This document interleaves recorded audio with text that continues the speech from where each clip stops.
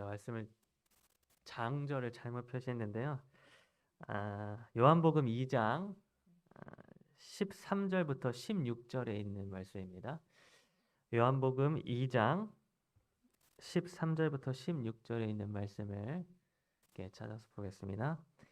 말씀이 좀 길기 때문에 제가 읽도록 하겠습니다. 요한복음 2장 13절부터 16절에 있는 말씀입니다.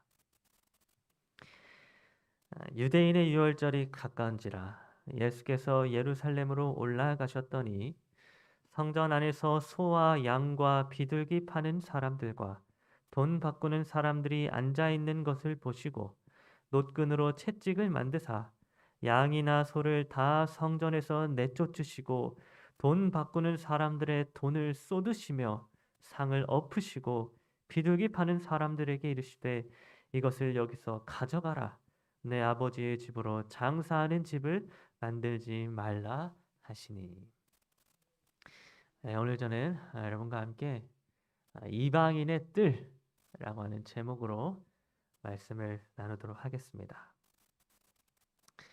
네, 오늘 우리가 본문에서 본 이 요한복음 2장에 있는 말씀에서는 예수님이 이 땅에서 지상생애를 사시다가 유일하게 화를 내시는 장면이 기록되어져 있는 것을 우리가 보게 됩니다. 여러분, 예수님께서는 평소에 언제나 사람들에게 친절함과 또 동정심을 나타내 보이셨으며 또 사람들을 정말 아끼고 예수님은 사랑해 주셨습니다. 그래서 예수님은 언제나 병든 자를 사랑으로 치료해 주셨고 또 심지어 십자가에서 고난을 당하실 때조차도 그 어떤 불평과 불만을 나타내지 않으시고 침묵하셨던 것입니다. 그런데 그렇게 사랑의 하나님, 사랑의 모습을 이 땅에서 나타내 보이셨던 예수님께서 이 요한복음 2장에서는 전혀 다른 모습을 나타내 보이셨습니다. 예수님께서는 요한복음 2장에서 성전에서 사람들에게 화를 내실 뿐만 아니라 채찍을 휘두르시면서 심지어는 상을 엎으시면서까지 소리를 치셨습니다. 이 화면에 나오는 이 예수님의 그림은 예수님께서 성전에서 정말 불같이 화를 내시면서 채찍을 손에 드신 채로 상을 뒤엎으시고 사람들에게 공포감을 느끼도록 하는 그런 그림입니다. 그래서 어떤 사람은 이런 예수님의 모습을 보고는 이렇게 예수님을 향해 표현했습니다. Go home, Jesus, you're drunk. 이 무슨 말인가 하면 예수님, 당신 집에나 가십시오. 당신은 지금 술에 취하셨습니다. 라고 하는 그런 뜻입니다. 지금 예수님이 화가 나신 그런 모습을 보고는 세상 사람들이 예수님의 모습이 마치 술 취한 사람 같다면서 예수님의 성품에 대하여 굉장한 실망감을 나타내고 술 취했으니 그만 집에나 들어가십시오라고 이렇게 표현을 하고 있다는 것입니다. 여러분, 그래서 예수님께서 이렇게 화를 내시는 성경의 장면은 성경을 보는 이들로 하여금 굉장히 당황스러움을 느끼도록 하였습니다. 예수님을 화를 내시는 그 요한복음 2장의 이 장면은 예수님을 믿지 않는 많은 사람들로 하여금 큰 궁금증을 일으키게 만들었던 것입니다. 그래서 제가 어느 날 어떤 학생에게 제가 이 성경 공부를 이렇게 가르치고 있었는데 갑자기 그 중학교 학생이 성경 공부를 하다가 뜬금없이 저에게 이런 질문을 하였습니다. 전도사님, 그런데 예수님은 성전에서 왜 화를 내셨나요? 그 중학생이 성경 공부하다가 뜬금없이 이런 질문을 하는 것입니다. 지금 제가 성경 공부하고 있었던 부분은 전혀 다른 부분을 공부하고 있었는데 그 학생이 자기 혼자 스스로 성경 공부를 하다가 이 예수님이 요한복음 2장에서 왜 화를 내셨는지 그게 궁금해서 저에게 성경 공부를 하다가 이런 질문을 하게 됐던 것입니다. 여러분, 이처럼 예수님이 성전에서 이 화를 내신 요한복음 2장의 이 장면은 정말 많은 사람들로 하여금 조금은 이해하기가 어렵고 또 궁금증을 가지도록 하는 그런 장면이 되었습니다. 그럼 여러분이 생각하기에는 예수님께서 요한복음 2장에서 이 성전에 오셔서 화를 내셨던 이유가 무엇이라고 생각하십니까? 예수님이 화를 내셨던 근본적인 원인이 여러분 무엇이었을까요? 예수님은 오늘날 우리들로 하여금 뭘 깨닫게 하시기 위하여 이때 이 당시에 성전에서 불같이 화를 내셨던 것일까요? 그래서 오늘 이 시간 우리가 함께 예수님께서 성전에서 왜 화를 내셨는지, 그 사랑의 하나님이신 예수님이 왜 그렇게 화를 내셨는지 그 이유에 대해서 함께 살펴보는 시간을 갖도록 하겠습니다. 여러분 당시에 이 유대인들은 1년에 한 번 가장 큰 명절인 이 유월절이라고 하는 명절을 지키기 위하여 이스라엘 각지에서 예루살렘 성전으로 다 이렇게 모이게 되었습니다. 그리고 성전에 모인 사람들은 그 유월절에 그곳에서 희생 제사를 드림으로 죄에 대한 자기 죄에 대한 그런 용서를 이때에 그들이 받게 되었습니다. 그래서 이때 사람들은 다 하나같이 희생 제사인 이 양, 혹은 재산이 조금 없고 돈이 없어서 가난한 사람들은 양보다 조금 더 싼 이 비둘기와 같은 그런 희생 제사를 이렇게 드려야만 하였습니다. 그들이 1년 동안 지은 자기 죄를 사함을 받기 위해서는 이 희생 제사를 드려야만 했던 것입니다. 그런데 예수님 당시에 예루살렘 성전에서는 자기 집에서 그냥 개인이 가지고 온 양, 희생 제물로는 제사를 드리지 못하게 하였습니다. 대신에 성전에서 미리 준비한 상인들이 파는 흠이 없고 1년 된 그 깨끗한 희생 제물을 그들이 구입하도록 하였습니다. 그러니까 사람들로 하여금 이 희생 제물을 사도록 강요하였던 것입니다. 거기다가 여러분 이 희생 제물을 사기 위해서는 일반적으로 일반인들이 쓰는 이 화폐였던 로마 화폐로 구입할 수 있었던 것이 아니라 성전 안에서만 따로 사용할 수 있는 이 두로 화폐라고 하는 이 성전 주화로 돈을 바꾸어서 그 양 희생 제물을 구입해야만 했었습니다. 그런데 이때 이 두로 화폐로 돈을 환전하는 과정에서 돈 바꾸는 자들은 원래 필요한 금액보다도 훨씬 더 높은 금액을 요구하면서 그 오는 백성들의 돈을 하나하나 착취하게 되었던 것입니다. 그래서 돈 바꾸는 자들과 이렇게 결탁하게 되었던 이 제사장들은 이 돈을 두로 화폐, 성전 주화로 바꾸는 그 과정에서 많은 돈들을 백성들로부터 이렇게 가져가게 되었습니다.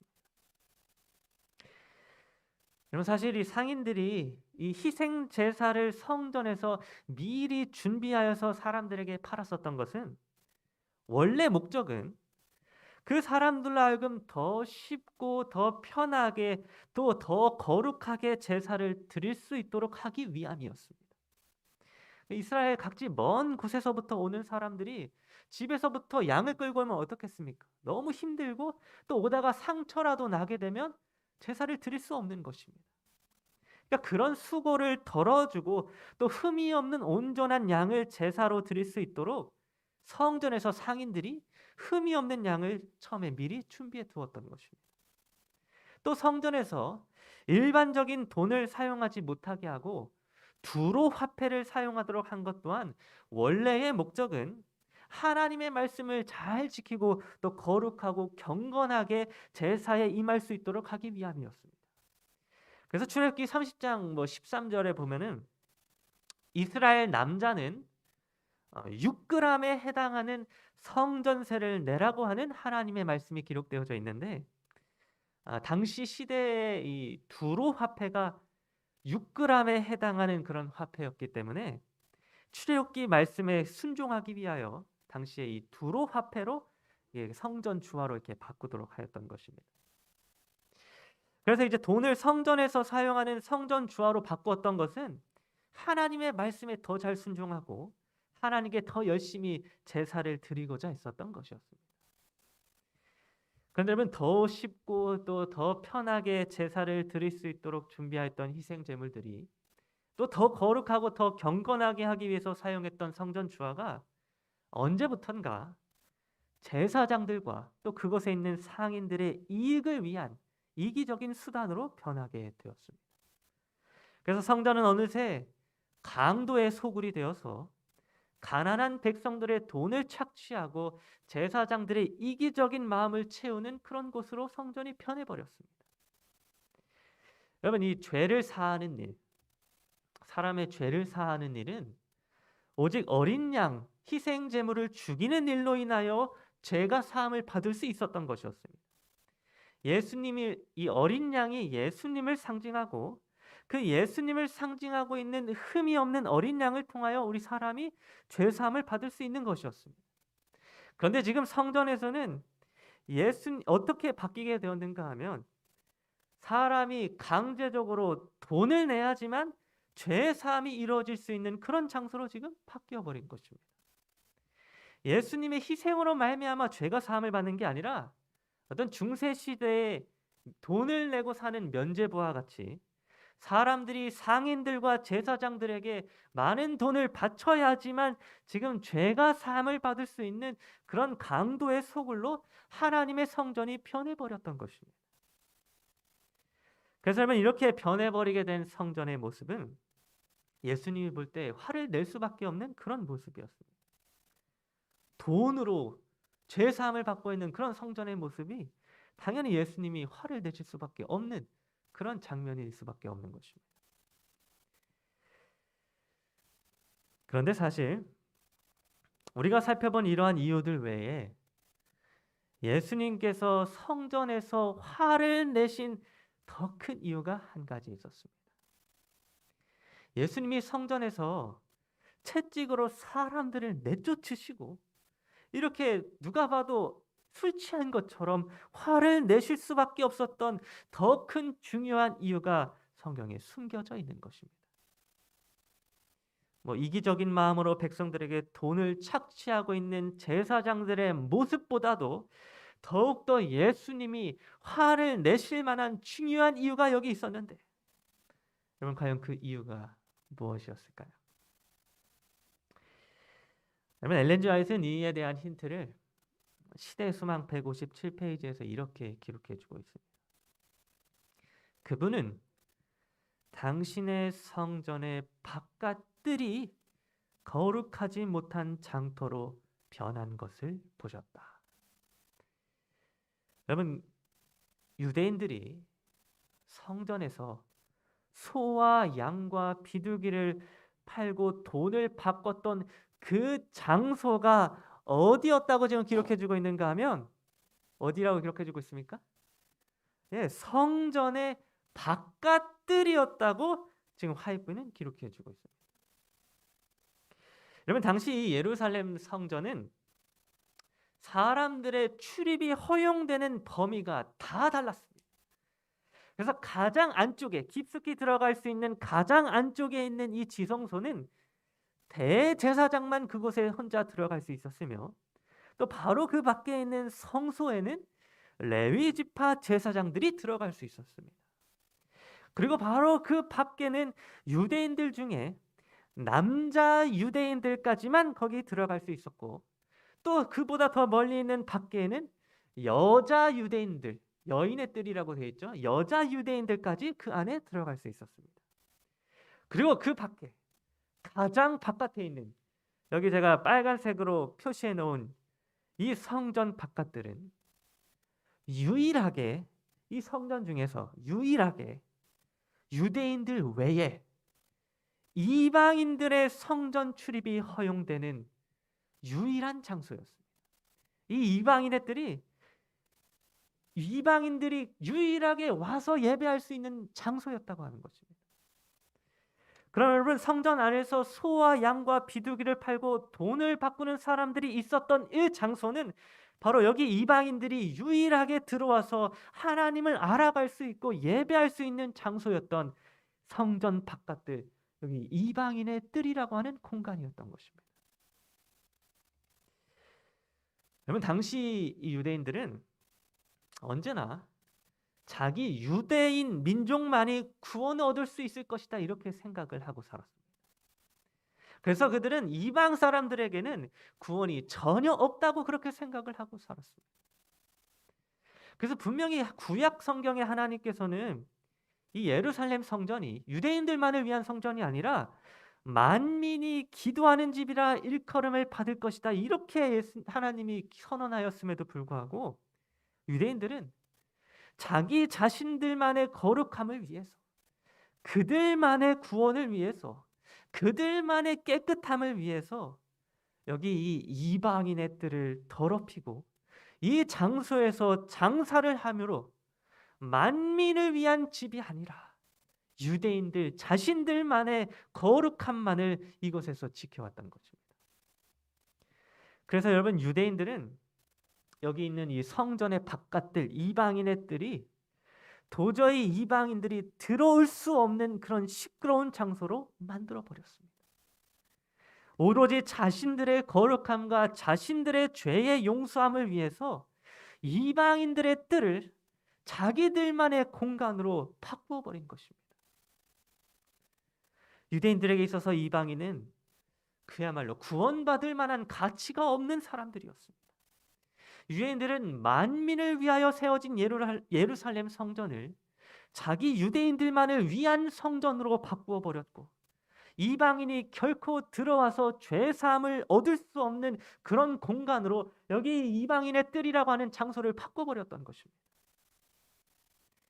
그럼 유대인들은 이방인의 뜰에서 소와 양과 비둘기 파는 이 시끄러운 행위들을 통하여 유대인들 자신들만 죄사함과 구원을 얻을 수 있도록 하였고, 이방인들이 출입을 하지 못하게 하므로 이방인들이 하나님의 전에 나와서 구원을 얻을 수 있는 그 모든 기회를 박탈하였던 것입니다.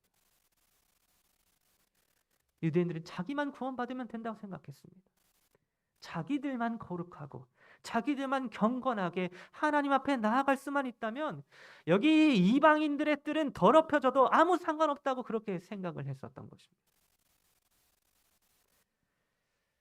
그런데 여러분, 예수님은 바로 이러한 유대인들의 모습에 오로지 자기 자신들의 거룩함과 자기들의 구원만을 원하고 있는 이기적인 유대인들의 모습에 이방인들의 뜰을 더럽히며 이방인의 방문을 막고 있는 유대인들의 모습에 예수님은 채찍을 드시고 상을 엎으시면서 불같이 화를 내셨던 것입니다.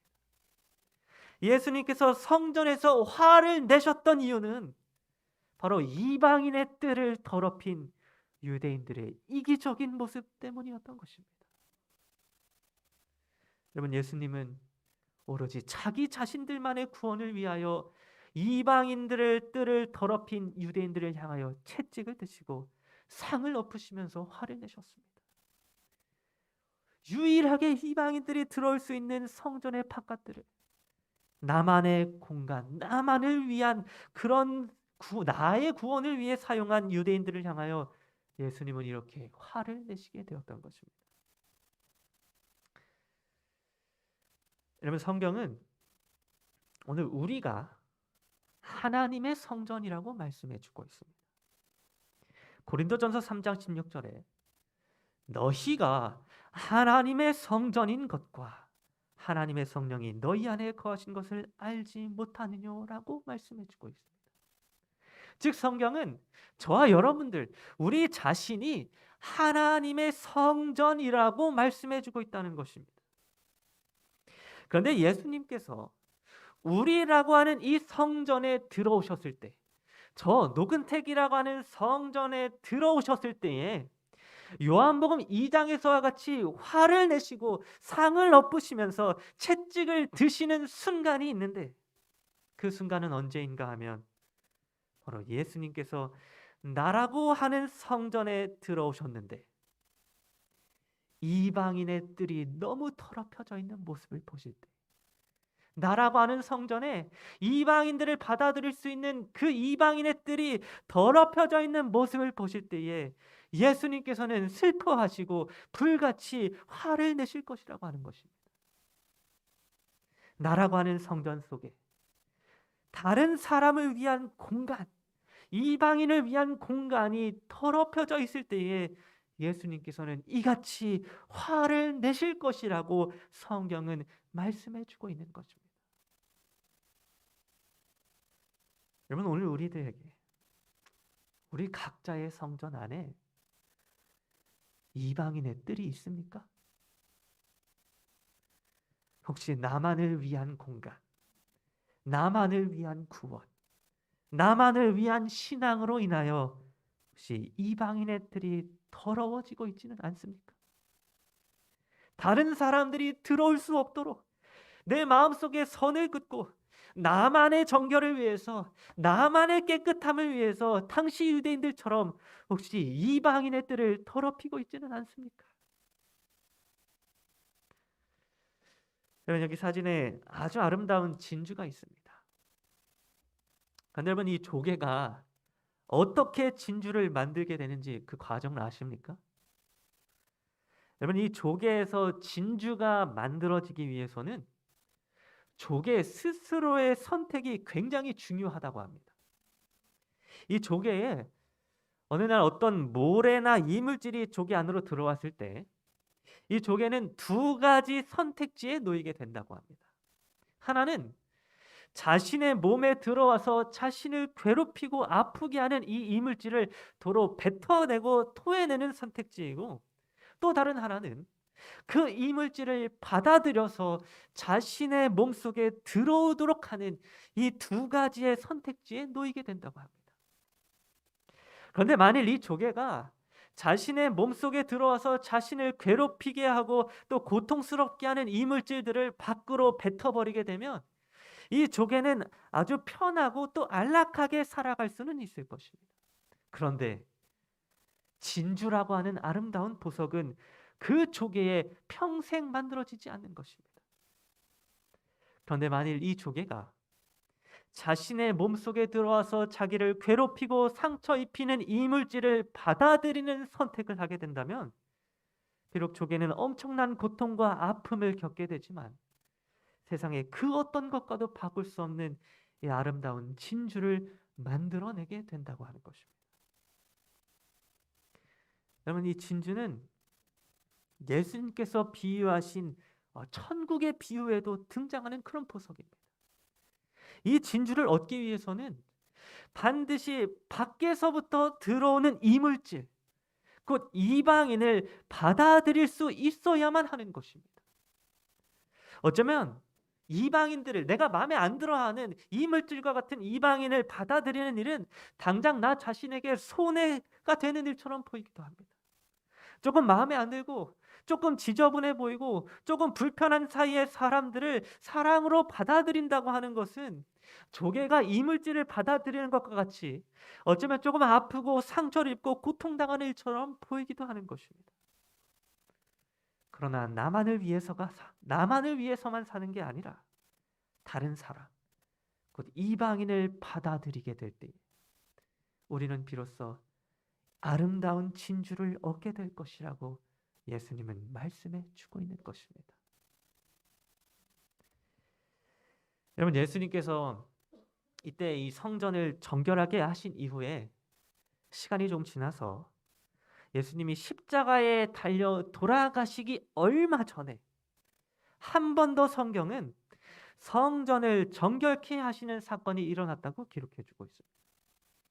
그런데 예수님께서 한 번 더 성전을 두 번째로 정결케 하신 이후에 그 성전 안으로 누가 찾아오게 되었는가 하면 이방인들이, 곧 헬라인 몇 사람들이 성전의 바깥들에 들어와서 예수님을 찾아오게 되었습니다. 요한복음 12장 20절부터 21절은 이렇게 기록하고 있습니다.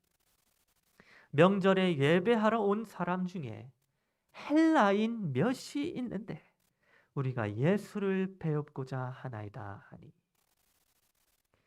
여러분, 예수님께서 성전을 정결케 하신 이후에 두 번째입니다. 두 번째로 정결케 하신 이후에 헬라인, 즉 이방인들이 예루살렘 성전 바깥들에 찾아오게 되었던 것입니다. 마치 예수님이 이 땅에 탄생하셨을 때에 동방에서 동방박사, 곧 이방인들이 예수님을 찾아와서 탄생을 축하한 것과 마찬가지로 이번에는 예수님의 생애가 끝마쳐지기 전에, 예수님께서 십자가에 달려 죽으시기 전에 이번에는 동방이 아니라 서방에서 헬라인 몇 사람이, 곧 이방인들이 예수님을 찾아서 성전으로 찾아오게 된 것입니다. 여러분, 이때 예수님은 자기를 찾아온 이 이방인들, 헬라인들을 맞이하기 위하여 친히 성전의 바깥들, 이방인의 뜰로 찾아가시게 되었습니다. 그리고 예수님께서는 그 장소에서 이방인들에게 복음을 전해 주시게 되었는데, 복음을 전하던 중에 갑자기 하늘에서 하나님의 음성이 들려오게 되었습니다. 요한복음 12장 28절은 그 장면을 이렇게 기록하고 있습니다. 하늘에서 소리가 나서 이르되 내가 이미 영광스럽게 하였고 또다시 영광스럽게 하리라. 여러분, 이 음성이, 이 하나님의 음성이 예수님이 성전 바깥들에서 헬라인들에게 복음을 전하던 중에 들리게 되었다고 하는 것입니다. 그런데 여러분, 이 하나님의 음성은 예수님께서 이 땅에서 지상 사역을 하시면서 세 번째로 듣게 된 하나님의 음성이었습니다. 여러분, 예수님이 이 땅에 오셔서 총 3번 하나님의 음성을 직접 듣게 되셨는데, 첫 번째로 예수님이 하나님의 음성을 들으신 곳은 어디였는가 하면 침례 요한에게 요단강에서 침례를 받을 때, 그때 처음으로 하나님의 음성을 예수님이 듣게 되었습니다. 그리고 두 번째는 어디인가 하면 모세와 엘리야가 등장했던 변화산에서 예수님이 변화함을 입으실 때, 그때 하나님의 음성을 예수님이 두 번째로 듣게 되었습니다. 그리고 마지막으로 세 번째가 바로 여기 헬라인 이방인을 이방인의 뜰에서 만나게 되었을 때에 하나님의 음성을 듣게 되었는데, 그게 바로 마지막 세 번째 음성이었습니다. 그런데 여러분, 예수님께서는 이 마지막 세 번째로 하나님의 음성을 듣게 되고 난 이후로부터, 그때부터 하나님과의 가시적인 교제 없이 홀로 십자가의 길을 걸어가게 되었다고 시대 소망 625페이지에 기록해 주었습니다. 이렇게 기록하고 있습니다.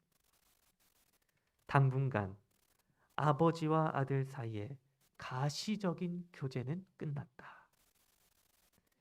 여러분, 예수님께서는 그 서방의 헬라인 이방인들이 성전에 들어와서 복음을 전해 듣게 된 이후에, 이 세 번째 음성을 듣게 된 이후에 비로소 십자가의 길을 하나님과의 가시적인 교제 없이 걸어가시게 되었던 것입니다.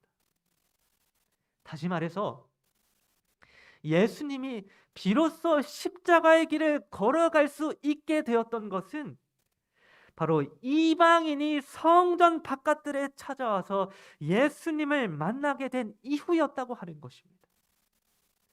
이방인이 성전을 찾아오게 되었을 때 비로소 예수님은 십자가의 길을 하나님과의 가시적인 교제 없이 홀로 걸어가시게 되었다고 하는 것입니다. 여러분, 이 사건은 오늘 우리들에게 무엇을 말씀해 주고 있는가 하면, 바로 우리가 예수님을 따라서 십자가의 길을 걸어가기 위해서는 이방인이 우리의 성전 가운데 들어오게 될 때에만 그 일이 가능하게 될 것이라는 사실을 말씀해 주고 있었습니다. 만일 우리의 마음 가운데에, 우리의 성전 가운데에 이방인을 위한 뜰이 정결하지 않으며 이방인을 위한 공간이 존재하지 않는다면 우리는 예수님이 걸어가신 그 십자가의 길을 결코 따라갈 수 없을 것이라고 성경은 말씀해 주고 있는 것입니다.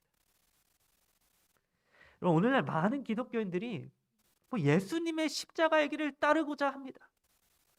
예수님을 따르고 싶고 그분의 삶을 따르고 그분의 말씀에 순종하면서 그렇게 살아가길 원하는 것입니다.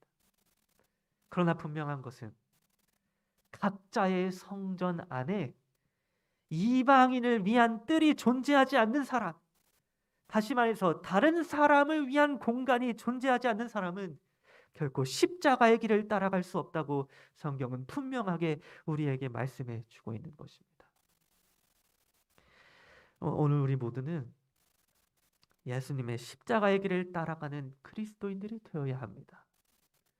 그러나 우리가 예수님의 십자가의 길을 따라가기 위해서는 나만을 위한 삶, 나의 구원만을 위한 삶이 아니라 언제나 이방인의 뜰이 존재하는 삶, 언제나 다른 사람이 우리의 성전 안으로 들어와 복음을 전해 들을 수 있는 그런 성전의 바깥들, 이방인의 뜰이 정결하게 존재하는 사람이 되어야 한다고 하는 것입니다.